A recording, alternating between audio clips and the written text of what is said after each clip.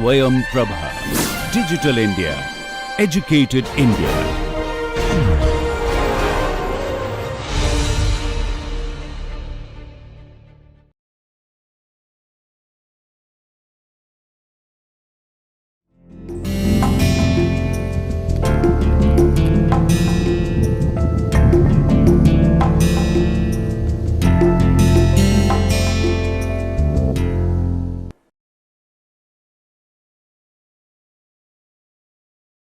Okay, welcome back to lecture 6 of the Law of Torts, Consumer Protection and Motor Vehicles course. In this particular lecture, we will discuss some very concerning aspects of modernization and our current society. And we will see how law of torts have played a part in this process. Now, we live in an industrialized society, and our development and economy is highly dependent on the technology based industrialization and the other developments.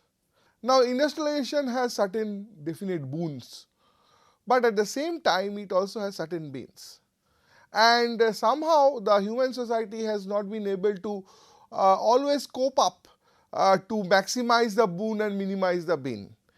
At possible times, industrialization's ill effects, side effects, or not so desired effects have been very stressful on the society. And some reflections of this are the the industrial disasters that has happened over the globe in various parts, and its impact on mankind, on impact on natural environment, impact on the biosphere and the other living beings on the world.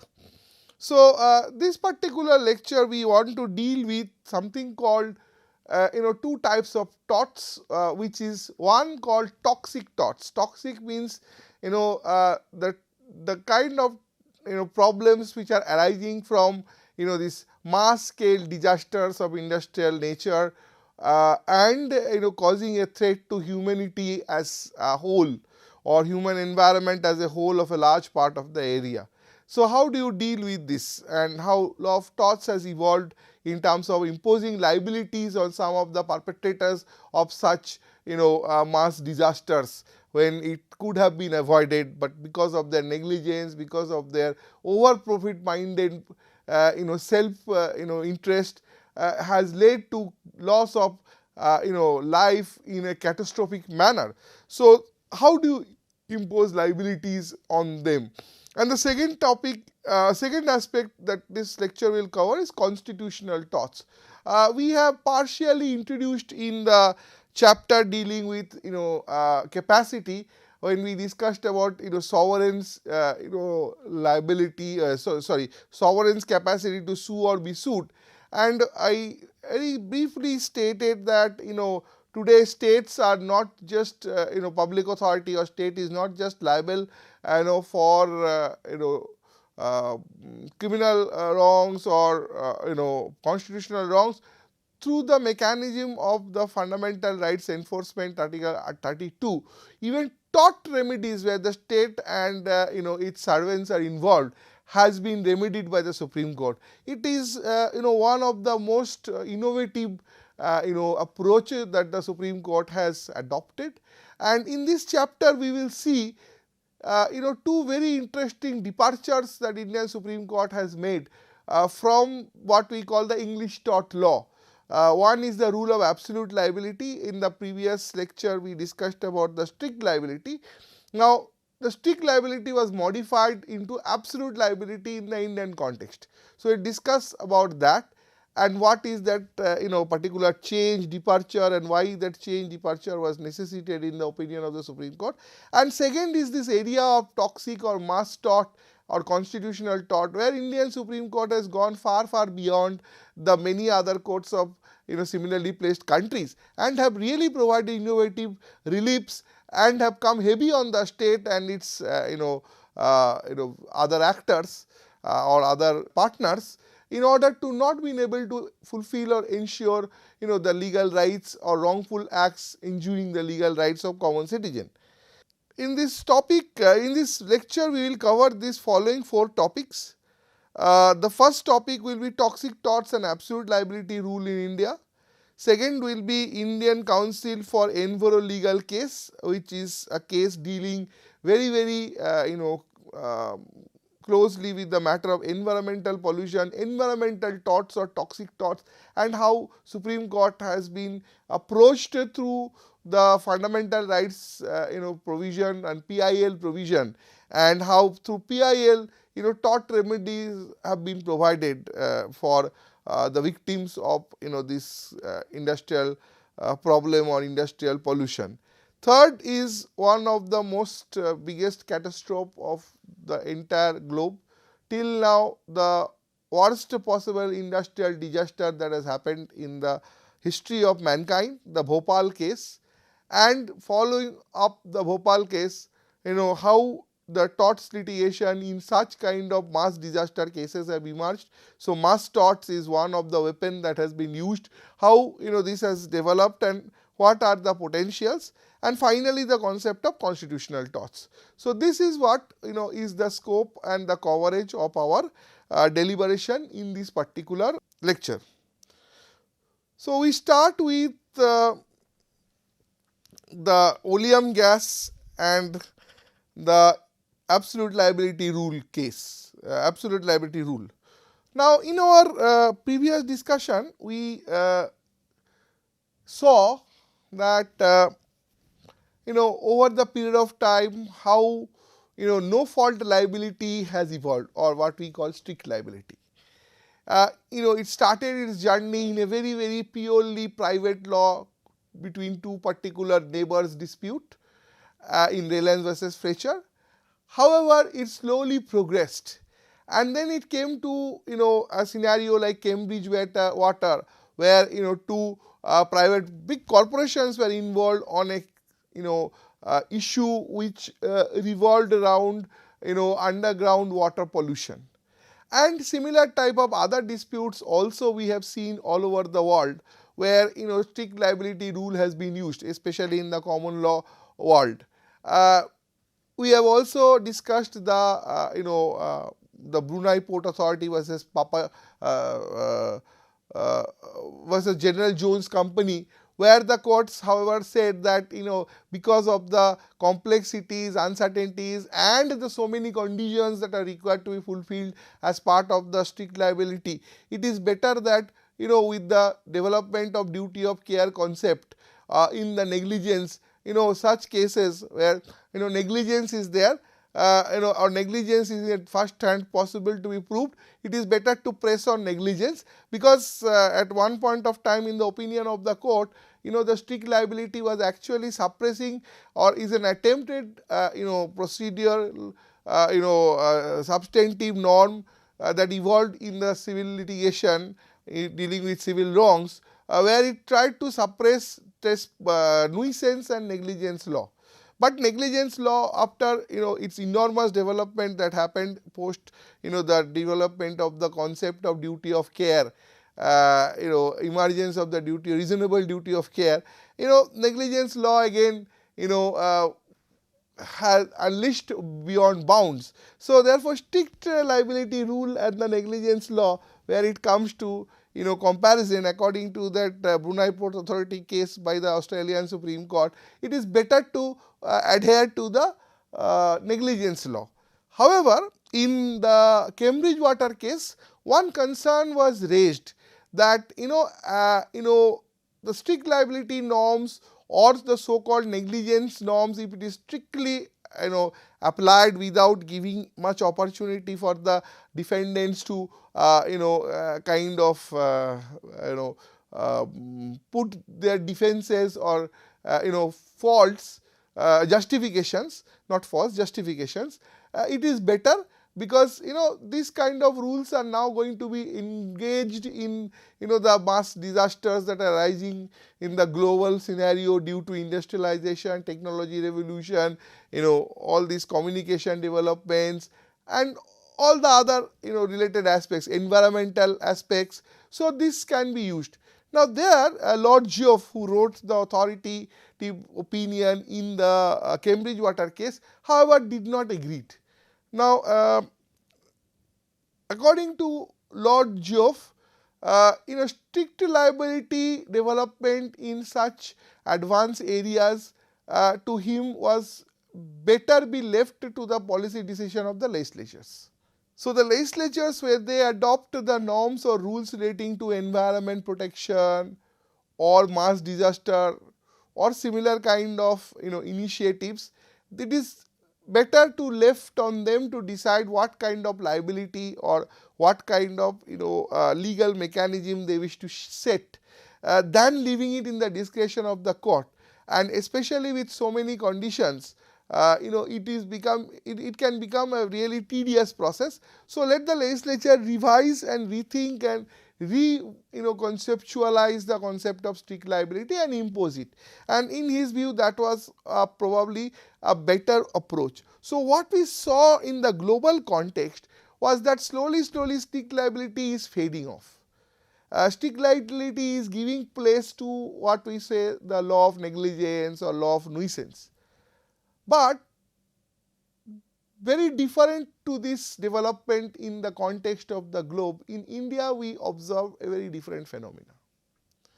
And this was largely because of the craftsmanship of a great Supreme Court judge called Justice Bhagwati. And Justice Bhagwati had the opportunity to see this scenario and take to task these perpetrators of these mass disasters, and how he crafted, that's the story that I am going to now narrate in the concept of evolution of absolute liability rule in India and related developments to deal with industrial disaster and industrial accident cases where mass people's life, mass people's personal injury cases are usually a common feature. So the case where he got the opportunity is popularly called the oleum gas leak case. As per its original textual cause title, it is called MC Mehta versus Union of India. It's a 1986 judgment of the Supreme Court. Now this case was in the background of the Shriram fertilizer company's Delhi plant on 6th December 1985. Between 4th and 6th December 1985, escape of a very poisonous and toxic gas called the oleum gas, and causing huge disaster in terms of human and animal life in the surrounding localities.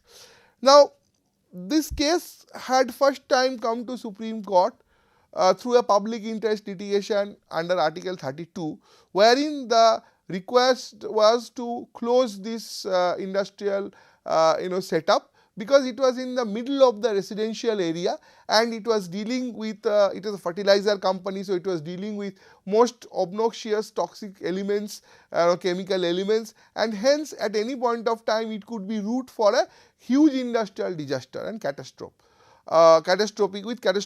impact. Now it was defended by the owners of the company that they are taking all the necessary precautionary measures and they are complying with all the necessary environmental protection rules and security rules, and hence it is quite impossible to think that some disaster of very big nature can happen from their plant. They also said that they, when initially started their operation, they were quite outside the city, but it was because of the population growth, the city moved towards them. It is not that they went towards the city, it is that they were outside, the city moved. And they said that now every time we make move and the city moves, so how many times we are going to move? Though in that case you have to create a scenario where development will not take place. So for the purpose of protection of environment and human security, you have to give up development, and industrialization is key to development. So therefore, keeping all these arguments in mind, the Supreme Court has a status quo order and therefore did not closed the industrial units, but it said that certain measures and certain other tests are required to be undertaken in order to ascertain the danger that it causes to the local area and the surrounding, and then to take a final call. However, when this petition was in the status quo pending before the Supreme Court on the 6th and the 4th night of December of 1985, this happened. And this is a repeat disaster, because on the night of 2 and 3rd of December 1984, the world's largest industrial disaster, the Bhopal tragedy, happened. We will get back to that, but we will start with oleum, because oleum was the first case in that series of toxic cases or cases of mass disaster in India where rule was first laid down. So that is why, although Bhopal happened earlier, but oleum came and the decision came before. So therefore, we are taking oleum case first. Now after this disaster happened, and large scale, of course it was not as big as Bhopal, but it was quite a significant in terms of its impact. Now after this happened, now the Delhi Legal Aid Advice Board and the Delhi Bar Association, they joined this PIL as intervener and asked for compensation awards for the person who has suffered harm on account of escape of the oleum gas. So now the important constitutional questions were linked, that Article 32, which is usually for direction through writs, that is mandamus, certiorari, mandamus, habeas corpus, mandamus, certiorari, provision and querento. Can the court, apart from issuing these writs, can dispose of cases by awarding reliefs in form of compensation, monetary compensation especially?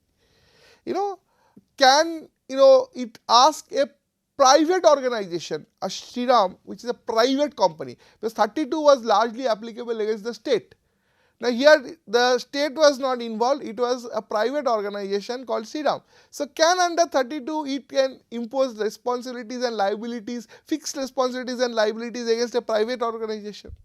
More importantly, can it award compensation against them? Apart from this constitutional question, the more important theoretical basis of the compensation determination, because Shriram pleaded the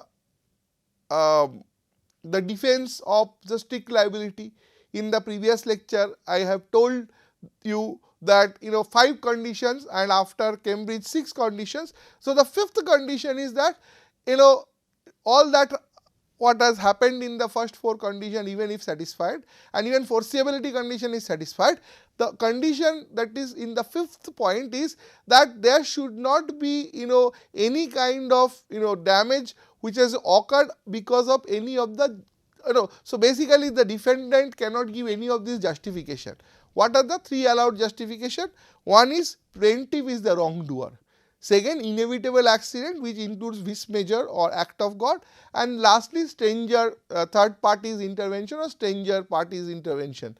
Now in this case, Shriram had actually pleaded for inevitable accident and third party defense.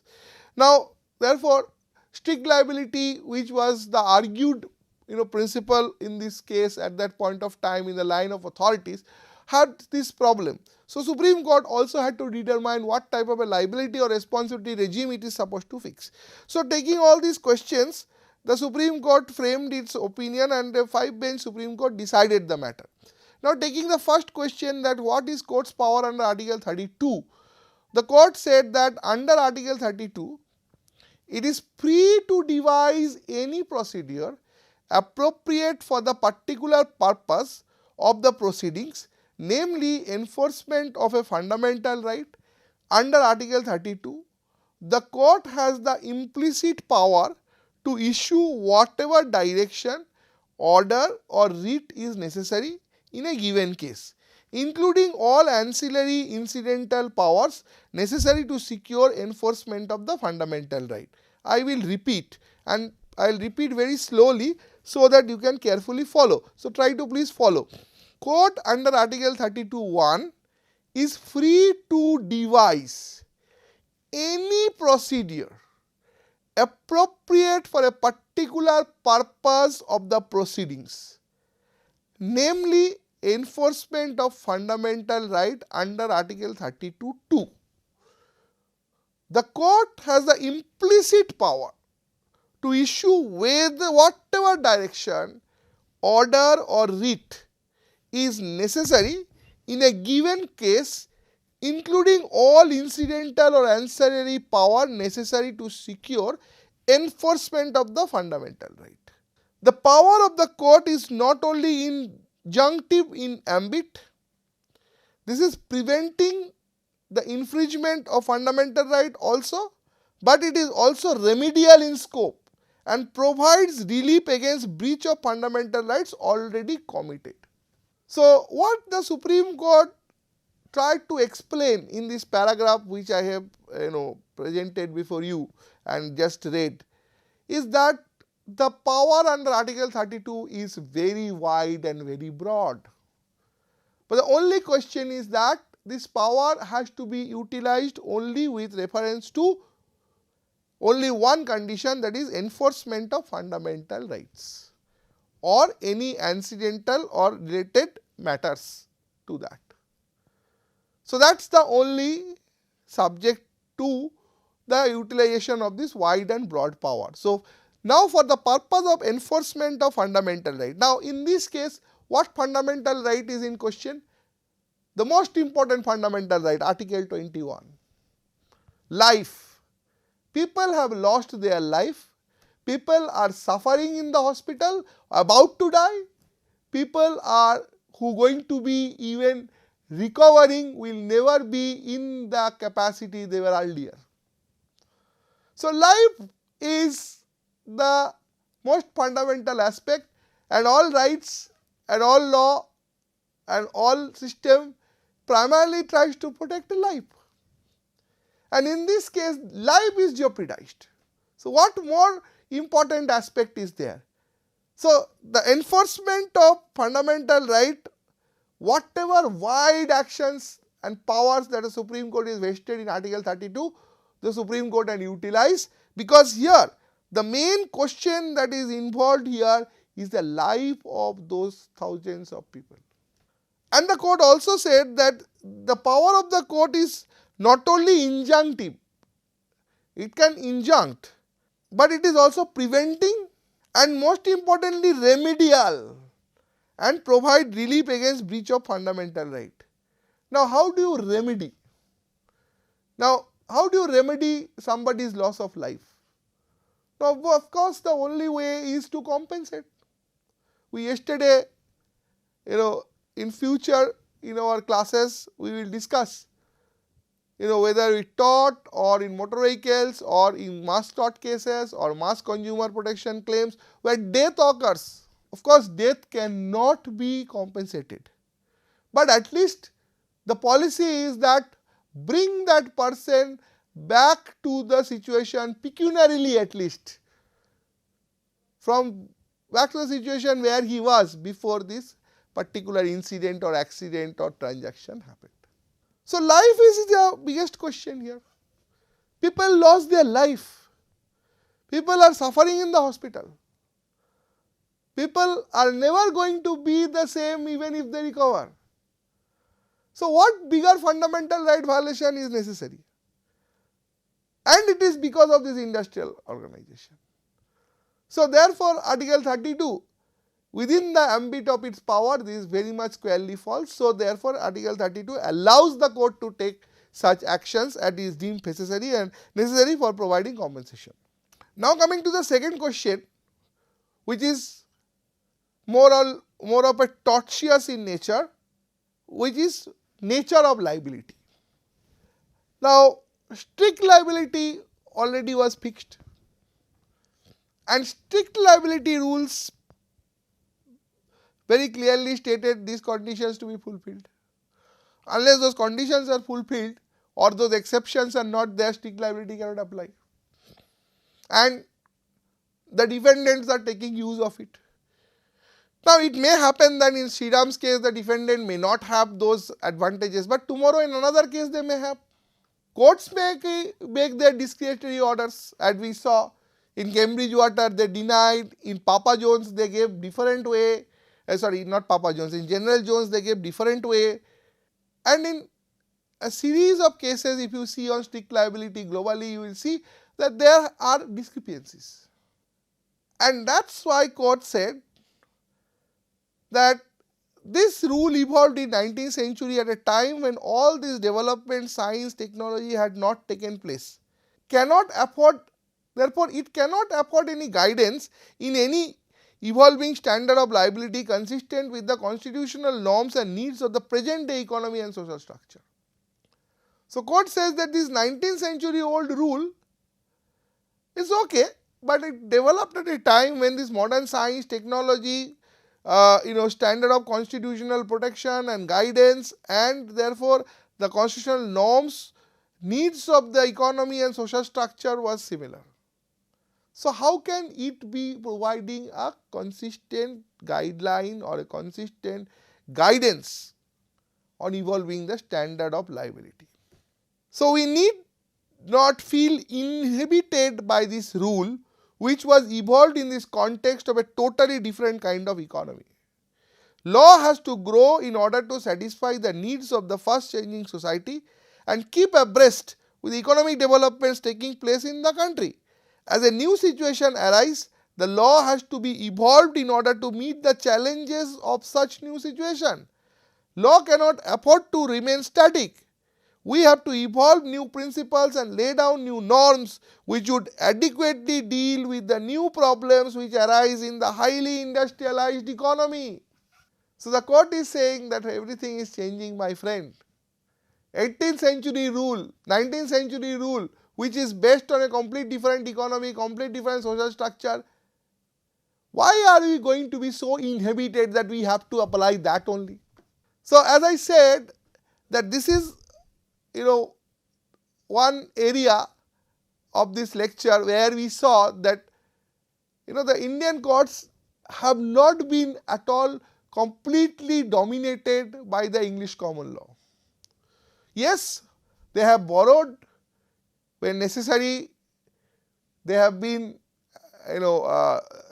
guided, but when departure has been necessary and significant way, they have departed and have created a completely new jurisprudence which by themselves have created a global significance. And this absolute liability rule in itself, which has been developed, I will come to it, is itself a complete new emergence of a global jurisprudence on toxic torts, at least. So many countries have followed. Even England also, when it came to statutory recognition of strict liability for environmental issues, followed the Indian adoption of the strict liability rule and not the Raylan-Fletcher adoption of the strict liability rule or the Cambridge Waters adoption of the strict liability rule or the Australian Supreme Court's adoption of the strict liability rule. So, although many books that are available in law of tort say that law of tort is in India development of common law or is common law in Indian context, but it is not totally. We have also given back. Our Supreme Court, through its very, very innovative and very, very novel jurisprudence, have contributed to the development of law of tort in a very new and different era. So, the court has said that we need to not feel inhibited by this rule, which has evolved in the context of a totally different kind of economy. And law has to grow in order to satisfy the needs of the fast changing society and keep abreast with the economic developments taking place in the country now. So, new situation arises, new challenges requires new solution, not remaining static. That's the message. And with that message, the Supreme Court moved forward and saw what kind of responsibility should be encasted on industrial and enterprises, business and commercial enterprises who are dealing with industrial setups or commercial setups which are per se hazardous in nature. And the same has been extended for public facilities also. So, the rule is not only for private, the rule is equally applicable for public, private, PPP, any type of setup. The only condition is that the setup should be something which is dealing with something which is inherently hazardous or dangerous in nature. So, the court said that if an enterprise is permitted to carry on a hazardous or inherently dangerous activity for its profit, the law must presume that such permission is conditional on the enterprise absorbing the cost of an accident arising on account of such hazardous or inherently dangerous activities as appropriate item of its overhead. So, court said that yes, we live in a time when we cannot say we do not need industrialization. We live in a time when we cannot refuse to allow hazardous industry to operate. And these industries will operate and their activities may be inherently dangerous. When they are making profit from those activities, it is presumed in law that their permission is conditional on absorbing the cost of any accident. Absorbing the cost of any accident arising on account of such hazardous or inherently dangerous activity as an appropriate item of its overhead. So, if there is any accident, it is an appropriate item of overhead that they have to pay for that or compensate for that. Such hazardous or inherently dangerous activity for private profit can be tolerated only on this condition, and that the enterprise engaged in such hazardous or inherently dangerous activity indemnifies the society. This is a manner in which they indemnify, that all those who suffer on account of carrying on such hazardous or inherently dangerous activity, regardless of whether it is carried on carefully or not. So, it is a kind of an indemnification that regardless of the fact that we are carrying our business in a cautious, preventive and secured measure, in case if there is an accident, then without any condition we indemnify that all those who suffer on account of such hazardous or inherently dangerous activity will regardlessly be paid compensation. So, we see the string evolving. First, the Constitutional Court is not barred when it comes to such important aspect like right to life of the people are involved. Then comes that we are not going to be inhibited with the 18th century rule and feel that we are bound by it and not innovate. We will innovate as per the necessity of the time. And third, if you are engaged in hazardous business, your permission is granted as a condition, with the condition that if there is any accident caused and any loss of life or injury to life is suffered, then you will indemnify without any kind of defense.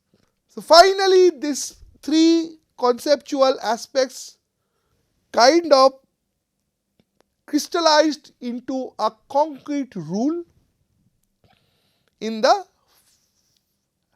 below in this current mentioned para in the screen, and this is what I call the Indian Supreme Court's response to industrial and mass disaster, at a time when most of the courts in the world said that let that be the responsibility of the legislature, we are not going to get involved in it. The British court said, the American court said, the Canadian court said, the Australian court said, the French court said that these are matters which are better to be dealt by the legislature, and let them bring norms, let them create regulators, let the regulators develop the norms, let the court not get involved in it, because court may not have the right capacity to deal with it. But an Indian Supreme Court, he says no, We are a court with a difference, and we are not going to parrot the development that happened. And you have to understand, this period is the golden period of Supreme Court where social justice was given the maximum importance.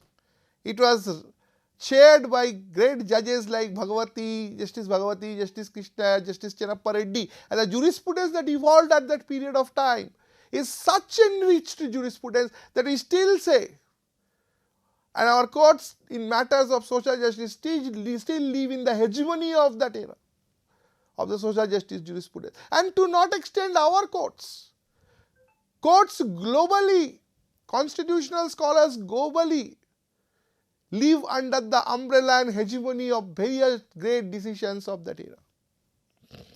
And this MC Mehta versus Union of India 1986 judgment is one such great and epical decision. And the rule that is crystallized, let me quote. The court says, an enterprise which is engaged in a hazardous or inherently dangerous industry, which poses a potential threat to the health and safety of the persons working in the factory and residing in the surrounding areas, an absolutely non-delegable duty. So, I will mark some important aspects.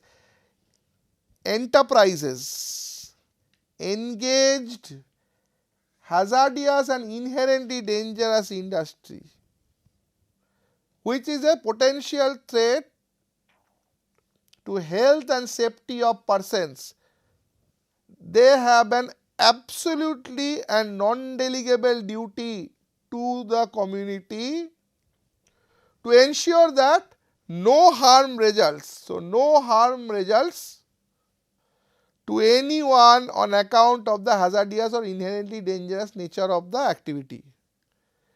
However, if the enterprise must be held to be under an obligation, provided that hazardous and inherently dangerous activity in which it is engaged must be conducted with the highest standard of safety, if any harm results on account of such activity, the enterprise must be absolutely liable to compensate. Absolutely liable to compensate. There will be no exception, there will be no conditions, there will be no further other evidences to be allowed to be produced. You will be absolutely liable to pay compensation. And it is pronounced at a time when courts all over the world are taking their face away from such kind of problems. So, that is why, my friends, when I started this course, I said that over time we will show you, I will show you that tort is not a common law product. Our Indian Supreme Court's jurisprudence has also made this subject enriched, and it is not have enriched only within the domain of this country. The enrichment have flown in every direction globally. So, this is the crystal rule that if you are engaged in a hazardous industrial setup, then you have the duty to take absolute, you have a non-delegable duty to take utmost care. But even after taking the utmost care, if there is a harm resulting in account of your activities, the enterprise is absolutely liable to pay compensation. So, first you have a non-delegable duty to take absolute care, but even after that also that is not enough. If there is any kind of in account of your activity results which harm the society, you are absolutely liable to compensate. So, the distinguishing feature between the absolute liability and strict liability rule, if we see, we will see that absolute liability focuses on the activities and substances that possess significant risk to public safety. Strict liability is more of an inherent risk to danger associated with activity or product. So, it is more of an individual liability system that is talking about. Absolute liability is the norm that is applied for large scale disasters, mass industrial matters and toxic torts. Second, strict liability allows certain defenses and exceptions, whereas absolute liability does not allow any defense or any exception. Lastly, meeting all conditions including the test of forcibility is required in strict liability, but absolute liability has stressed upon the forcibility, has not stressed upon forcibility. In fact, it has not stressed upon, or it is not required anything, because the language is very clear. If I read the language, it says that it is first a non-deliverable duty on the part of any enterprise who is engaging in any activity which is hazardous or inherently dangerous to take in that account highest care. But even after attending that highest care or taking the highest care, if any harm results on account of such activity, the enterprise must be absolutely liable and to compensate. So, there is absolutely no scope of any justification. The rule has left no scope of justification, and the rule has been used in many cases. One of the cases where this has been used is the India Council for Environmental Legal versus Union of India in 1996, which is more popularly called as the Bichari case. Bichari was a village which was close to the city of Udaipur in Rajasthan, and in this case, in this village, people living in a vicinity of chemical industrial plants, it highlighted the disregard of contempt of law and lawful authorities and emerging breed of entrepreneurs taking advantage to country's need of industrialization and export earning. The water in the wells and the streams turned dark and dirty, rendering it unfit for human consumption, unfit for even cattle to drink and irrigate lands. Soil became polluted, rendering unfit for cultivation, and misery of the villagers need no emphasis. It spread disease, death, disaster in the village and the surrounding areas.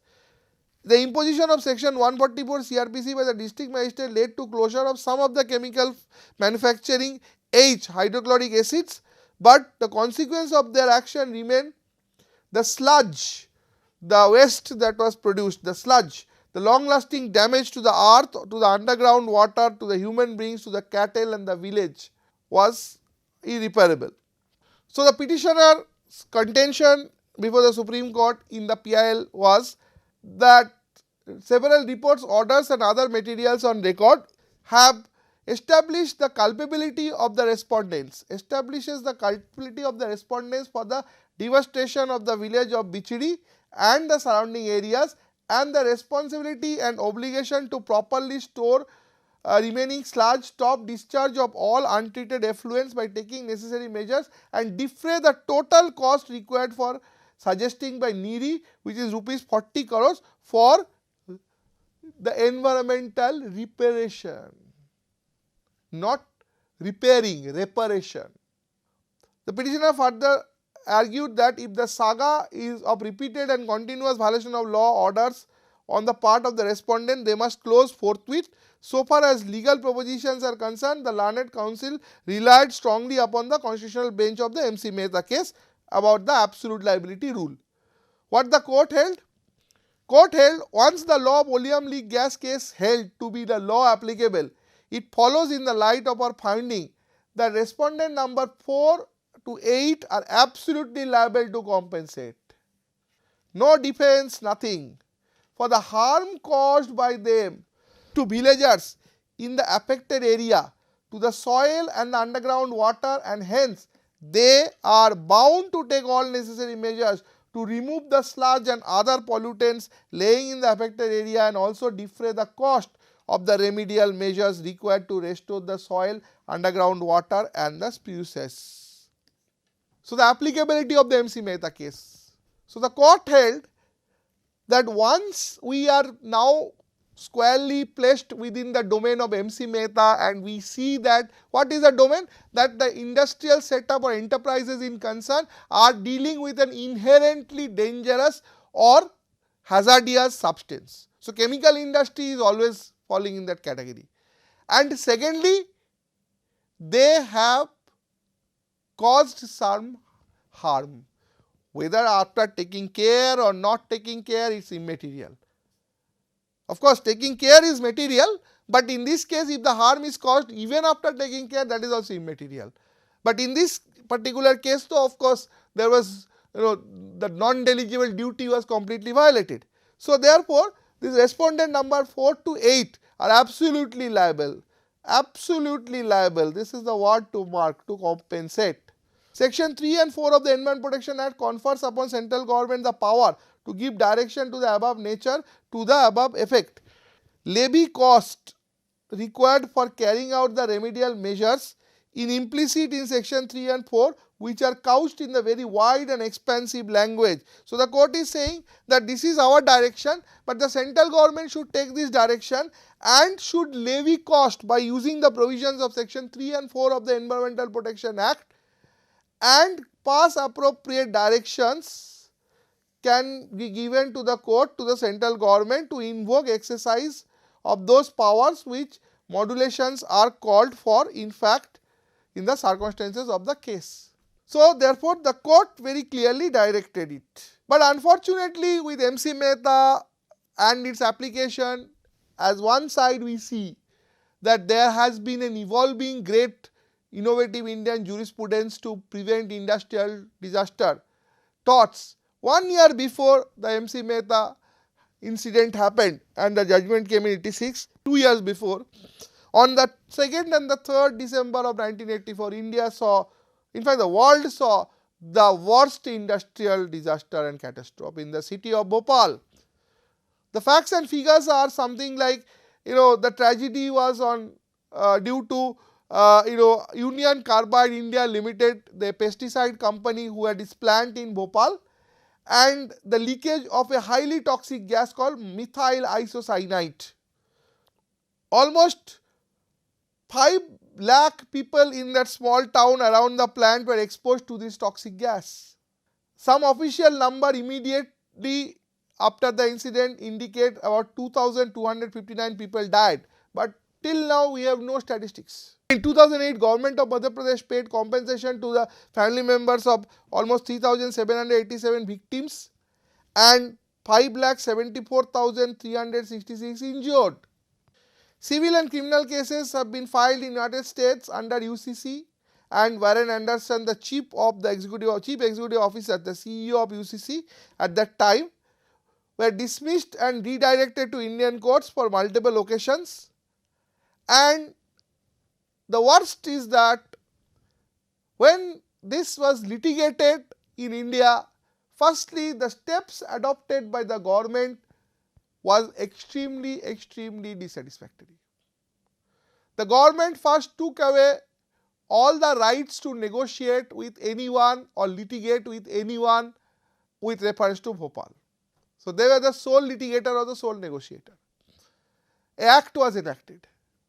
After that, the compensation that they negotiated with Union Carbide was peanuts, keeping in mind the catastrophe that happened.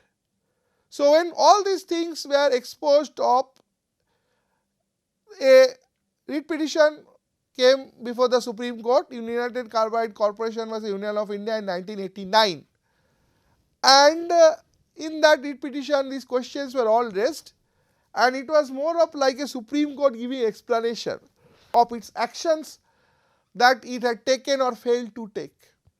And with reference to the justification relating to what was the compensation, whether just or not, what was the method of calculating, whether this action that government will be the sole negotiator, all are appropriate or constitutional. Accordingly, the courts gave various dictates or various directions. But the important question was, why did the court not pronounce on certain important legal questions of far-reaching importance relating to liability of the monolithic, economically entrenched multinational corporations operating with inherently dangerous technologies in developing worlds? Now, this is a very serious concern in today's world. Now, we have to realize the fact that we are independent countries, and especially those of us who have been in the shackles of colonialization have seen the worst.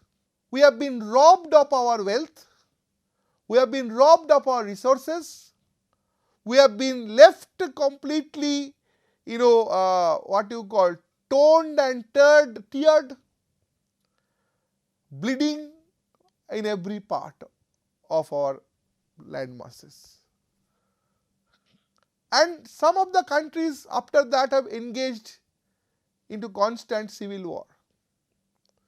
India, for some sake, because of the great vision of our constitutional makers, have saved from such miseries. But there are many other fronts where India is also facing some challenge. And now that political colonization has once been overruled and self-determination powers have been given, a new form of colonization has started, which is economic colonization. And it is even more dangerous. It has all those principles that the justification was given for colonization. Some scholars have even said that institutions of international importance are actually kind of making a favorable pathway through their legal and policy intervention for this economic colonization of the Western economies. But the even more dangerous is that like as colonization started, we had some trading companies, British East India Company, Dutch East India Company, French East India Company.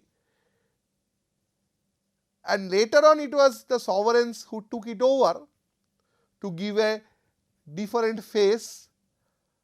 But again, in this new economic colonization, we see back to that old trading course whose only mindset is profit. And they have now come up with a more dangerous characteristic, which is they are now not single nation, they are multinationals. They are registered in one country, but their company, their board, their directions all come from different nations. So they are multinationals and they operate in multinational manner. And they are dictating policies, they are dictating governments what and how they are going to operate. They are dictating how people's life should run in these countries. And their presence is largely in the developing countries because the developing countries are again source of two important things for them. One, raw material. Second, final market for the finished product. So, therefore, this dangerous trend has to somewhere be addressed. And when Union Carbide case came, the Union Carbide was such a company which said that we have a technology, so we will give employment, so give us the land, give us the support and we will set up the facility, and we saw what happened. Now, even after that experience, when the legal question came, why did the court is shading to answer? The court therefore in Union Carbide responds to that, saying that it is a touching problem and we realize that such dangerous technologies for economic gains by multinational in this case or other is evolving is a trouble. So, what is need is evolve a national policy to protect the national interest against that ultra hazardous pursuits of economic gains. But what is that national policy? The court is completely obliviate. Secondly, the court says that and the court actually accepts also. And the court says like all human institutions, this court is a human and fallible. What appears to the court to be just and reasonable in that particular context and setting need not necessarily appear to others in the same way. So, this court is fallible. And finally, the court said that the Mehta principle is what we need to move forward with. So, with this we end this lecture. I hope you have understood the importance of Indian court in developing the global tort law jurisprudence in certain aspects, and the most important feature, the modern day new form of human catastrophe, how to address. Thank you very much and hope you will join. I'll see you back in the next lecture. Thank you.